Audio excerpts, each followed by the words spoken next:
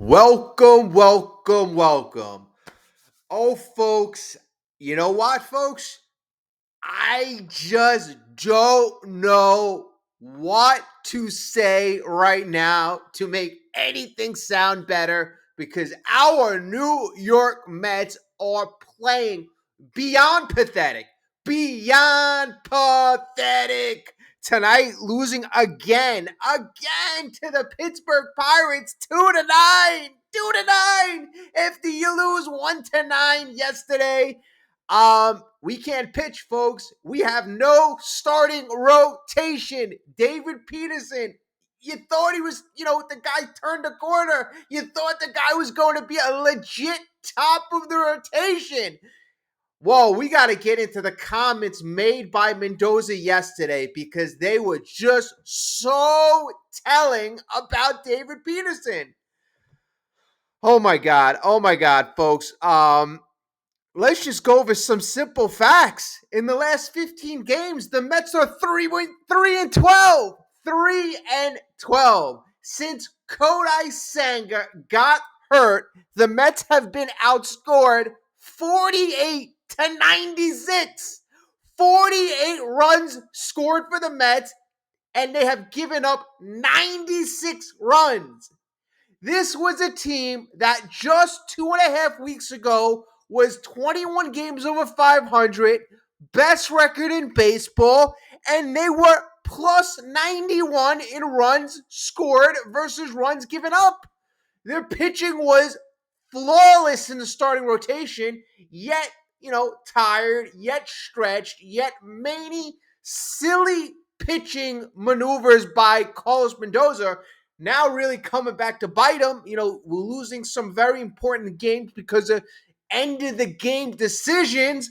But at the end of the day, the talent is just not there. Paul Blackburn, our big mid-season acquisition from last year, he's a guy that should be a number 7 or number 8, not a number 3. Yes, I know we have injuries. Yes, I know. But, at the end of the day, Kodai Senga, after being injured all of last year, who the hell is surprised that he's on the sidelines right now? Who is surprised? Who? We should be thanking, you should be thanking our lucky stars that he was, gave you those 2 great months of pitching. Griffin Canning was a guy who also supposed to be a number 6 or a 7. Such a shame he gets injured. But why the hell are we relying on him to be a number 3? He was a guy that was supposed to be a number 6 or a number 7. So, it stinks that we have so many damn injuries. It really does. But, you really got to think, were we duped? Were we duped? Because should have been expected that Kodai Senga would miss significant time. No surprise, he's going to be missing significant time. No surprise. Were we duped? Honestly, this starting rotation right now is bereft of talent. David Peterson, a number 4, number 5, yeah, that would be his solid place in the rotation, but we're relying on him to be an ace. I know he's been faltering as of late, but are we asking too much of a guy who, again, is supposed to be a number 4 or a number 5? Clay Holmes is your ace right now. You paid him $13 million, more or less to be a number 3. Sean Manaea, that's what happens sometimes when you pay a 33-year-old $25 million. The guy is possibly could get hurt, got hurt. All right, whatever. Your ace is on the sideline. Don't tell me we're one Sean Manaea away from fixing this thing. This thing is broken. Were we sold a bill of goods that was false? This lineup was supposed to be the best lineup in baseball, if not the best, behind the Dodgers, the second best. But this lineup has shown you that we have more holes than Swiss cheese on this team. Folks, Francisco Alvarez in the minor leagues is begging to be let back on this team. how much times does this kid need to fail? I like the confidence in the beginning of the season. It kind of went back to bite him. He showed bravado, said that, oh, we are the best. I fixed my swing. I mean, I don't want to hear it. I want to see it on the field. I want to see the production on the field. Francisco Alvarez producing wherever you are on the minors, produce consistently, then we'll talk. Don't beg after you hit a nice home run here and there. I want to be in the majors. No, we need consistency. Consistency. And you know what? I want Francisco to be here because he brings that extra. I like the way he handles the pitchers. I like the way he handles the pitching staff. He does do that well. But he's got to get his head on right, and he's got to get the bat tool right. I mean, he was supposed to be one of the best hitting catchers in baseball 2 years ago when he was a rookie. Fell off a cliff. The guy's swinging out of his shoes. He's not focusing, and it's a big problem. So he's got to get fixed, got to get right. And then we got too many holes on the offense to even think of. Third base is Vientos. Oh, he's back in the lineup. Has that really changed? Have the Mets, turned a corner? No, not yet. Third base, you got to fix. Center field. Okay, put McNeil out there, but I'm not a big fan of the 33-year-old McNeil, being your consistent answer. In fact, it just shows you how many problems this team has offensively when you have McNeil protecting the polar bear. I mean, that I just cannot see anymore. And, Pete, yes, in the last couple of weeks, kind of been struggling. Yeah, you're going to struggle when you have lack of protection, when the protection is that weak. Juan Soto, I mean, yes, he's gotten hot in the last 2 weeks, but this lineup has so many holes. Second base hole, third base hole, catcher hole, center fielder hole. It's just too many holes offensively. And then you were relying on the young kids to do something, to make some noise. Acuna, Brett Beatty, maybe Alvarez, Mauricio. These guys haven't stepped up. And again, were we duped? This is supposed to be on David Stearns to provide talent for the major league team. The youngsters aren't producing. Are we infusing any outside talent through trades? No, not really. After spending $800 million with Juan Soto over the offseason, after begging the fans, after complaining last year when the fans were skeptical to come out in September and late August, and at this point, yeah, I'd be skeptical too. Prove it over a long period of time that you are a legit contender and you're not a pretender. The Mets over these last 15 games have just thrown crap in the fans' faces. Thrown crap. I think back to Steve Cohen saying, oh, we're a good team. Come out, support us. Why the hell are we going to pay money for this? This is abysmal. Beyond abysmal right now.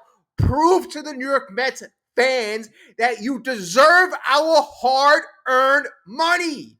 The Mets fans came out in the first 2 months of the season. The families came out. Everybody came out to support this team. And what has the team done? The team has wilted in the worst way at the worst time. And Mendoza, honestly, you got to look at the leadership. I've said about Stearns, hasn't really lived up to the hype.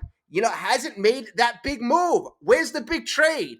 Where's the Yankees 25 years ago used to make trades, give up 2-3 mid-level tier talent players and get a talent to help out your team, a good starting pitcher, some offensive players. We have not gotten that. We've been getting very, very weak players to fill in here and there. It's just not good enough. I mean, David Stearns working the waiver wire, working, the penny wire, whatever you want to call it. But we need some talent. We need an infusion of energy, an infusion of skill. Francisco Lindor right now is on the sidelines. I'm obviously he's on the field, but right now his talent, the way you want to see Lindor actually play, he hasn't been the Francisco Lindor of the first couple months. He got hurt the toe, and he's been abysmal these last 16, 17 days. So you need to get Francisco Lindor going, but this lineup cannot hinge on the production of 2 or 3 players. That is not a top tier offense. Then you couple that with you have no pitching staff. You have a very tired bullpen with no lefty, with no talent on the left side. I mean, this team, again, sold to us as a championship team. And honestly, you heard on the radio a couple weeks ago, are they a playoff team? And I'm not going to go that far. But everybody who knows this channel, and again, I didn't even get a chance to say it, please like if you like what you hear, if you're entertained, hit the like button, subscribe. We love our Mets. We love our baseball. Even if you're not a Mets fan, we love to have you. Hit that like button and subscribe.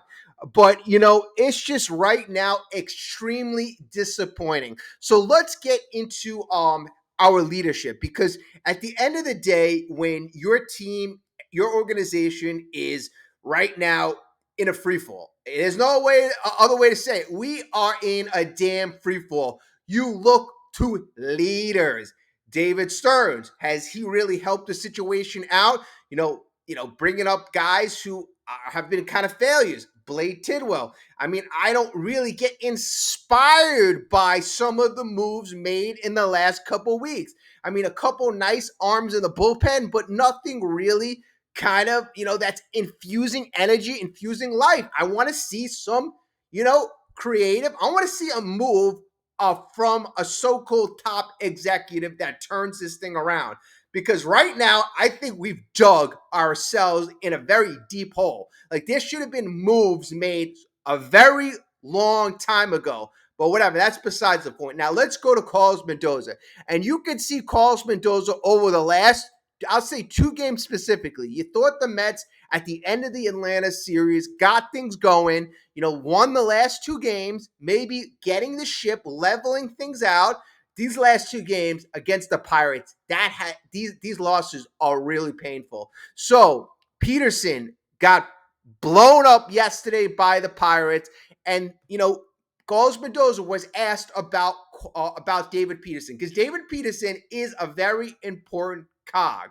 They lost 9-1 off of the start, and Peterson went 4 2/3, allowed 5 runs, 7 hits, 3 walks. His ERA right now is up to 3.30. 3.30. So in the post game, it was asked about Peterson's problem, and Carlos Mendoza gave a very accurate and honest diagnosis. He says the fastball, he's having a hard time locating on the glove side. The changeup is just floating in the strike zone. The same thing with the slider. I mean, folks, talk about telegraphing. This is something Carlos Mendoza would never, ever do if things are going right. It just shows you how bad things are, that he is literally telegraphing the issues of one of your most reliable starting pitchers. I mean, like, literally, he's having a hard time locating the glove side. The changeup is floating in the strike zone. The same thing with the slider. I mean, that is quite damning toward one of your best pitchers. So also, he goes out to say, it's just one of those stretches, back-to-back outings. Very bad for Peterson. We'll get back to it, watch the film, and make some adjustments. It's not good. Peterson went on to say, I didn't feel like I had my best command. I didn't execute some of my pitches, and they took advantage. I didn't necessarily stay on the line and got too rotational in the second inning. Just trying to square that way. We'll work on it. No blaming, no sugarcoating, just a pitcher's quiet commitment to repair. So, I like honesty from the players. I do. And you could say Carlos Mendoza was being honest as well. But you know what? These days, those comments aren't productive in the middle of a losing streak. I don't care if you want to be these comments are done in the clubhouse. I don't care if these comments are shared in any type of, circumstance with Peterson, as long as they're just with Peterson. This is something Mendoza does not do regularly. So I don't want to see stuff that you do outside the norm. I want a steady hand in times of crisis. That's what I want. I don't want a guy all of a sudden, oh, this guy sucks, this guy stinks, this guy. No. The players internalize this. Remember Pete Alonso? Pete Alonso was super sensitive. Oh, these guys are sensitive. This is the culture. Jeff McNeil, you want him to start throwing bats and helmets at everybody in the dugout? No, you gotta be very careful about what you say. And even though some people like to hear the honesty, it's between the player and the manager. And if the player wants to say it in the media, that's fine. That's fine. But we got to get behind a guy like Peterson because he's all we have right now. He's all we have.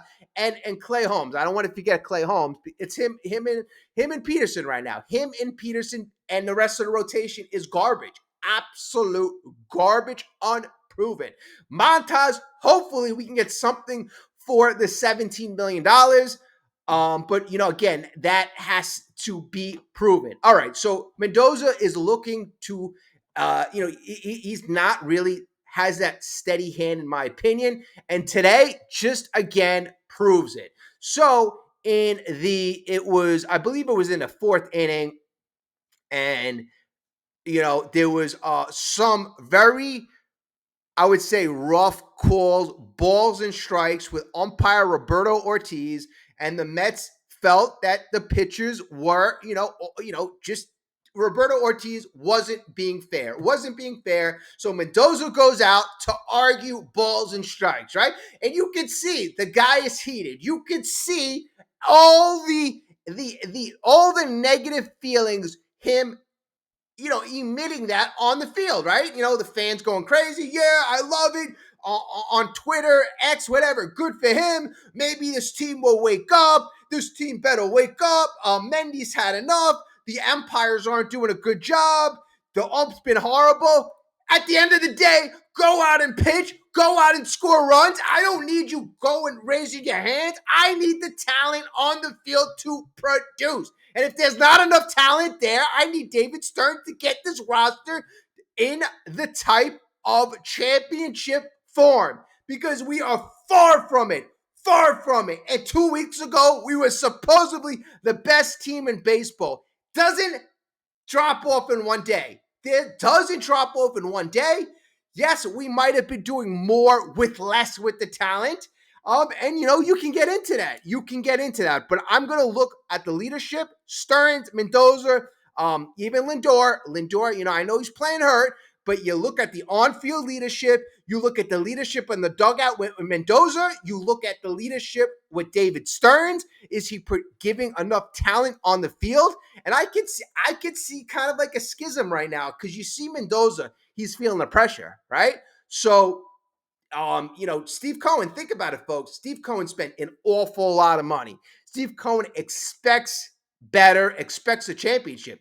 He's pointing the finger. Not obviously not, inside his head. You got the thoughts are, whose fault is this? Is this David Stearns?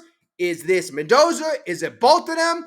And everybody wants to cover themselves. Mendoza, he's probably like, I don't have enough talent. Guys are injured. David Stearns like, I gave you depth. I gave you guys. You got talent. At the end of the day, I think we have a lack of talent on the team. The youngsters, very disappointing, folks. Very disappointing. We haven't had a starting pitcher that's come up through the minors in quite some time. The guys we thought that would possibly come up here, Sproat's been terrible down below. Tidwell, oh my God. Blake Tidwell, not even mediocre. He's been horrible. And then, Griffin Canning obviously got injured. Blackburn, he's a guy who's been hurt, and, obviously he's not a guy I want to rely on. And, where is the talent coming up? Are we going to see it in the future? Is it going to be a Jonah Tong? We have some options that we haven't gone to yet that we're still trying to cultivate. But, again, we got to see it. The lineup, like I said, is horrible. And then also, too, um, and this I really don't want to say. I really don't want to say this, but this is what, you have debates. You hear debates. So this is a debate that, I'm hearing. Has baseball kind of caught up with what David Stearns was doing in terms of analytics? So has the rest of the league caught up? The Mets, they get Griffin Canning. They get these guys. They get, these, I don't want to say scrub guys, but mid-level pitchers. And Peterson's pitching to mid twos. Holmes is pitching to mid twos. Griffin Canning's 2.7. McGill's 3.0. And, what are these guys doing to get the other batters out? I mean, they are doing something amazing, something right. Has the rest of the league kind of caught up to what the Mets were doing analytically? I mean, Griffin Canning wasn't a guy who was all world. McGill wasn't all world. Peterson was decent, wasn't all world.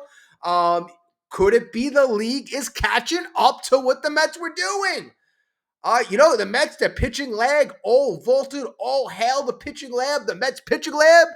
But right now it just feels like it just really feels like we have there's a talent gap. It feels like a huge talent gap. And I was the one calling a couple of weeks ago for a Rafael Devers trade, for a couple of reasons. I know he's not the perfect fit, right? I'm not, there's a lot of things wrong with Rafael Devers, but, there's a lot of things right. The value that we would have had to give up, nothing crazy. In terms of his hitting production, not his numbers are Soto-esque. Not as good as Soto, but they're Soto-esque, and you're paying him half the price of Soto. So, that could have been your DH for the next 8 years. Guy 27, 28 years old, pay until he's 35. That solves your fifth hitter, and it gives you insurance for the offseason when, you negotiate with Pete. So, it could have solved problems. It could have infused energy, infused life into this offense. Okay, some people don't like that.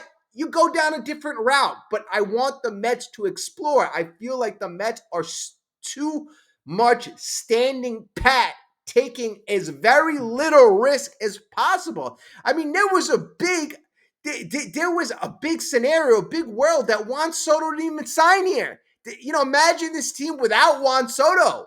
I mean, we're probably a few games over 500. You don't have Soto on this team. Pete Alonso's probably, a couple months away from walking away. And who knows, if Soto is not on this team, maybe you don't even sign Pete. Maybe Pete doesn't come back to Queens.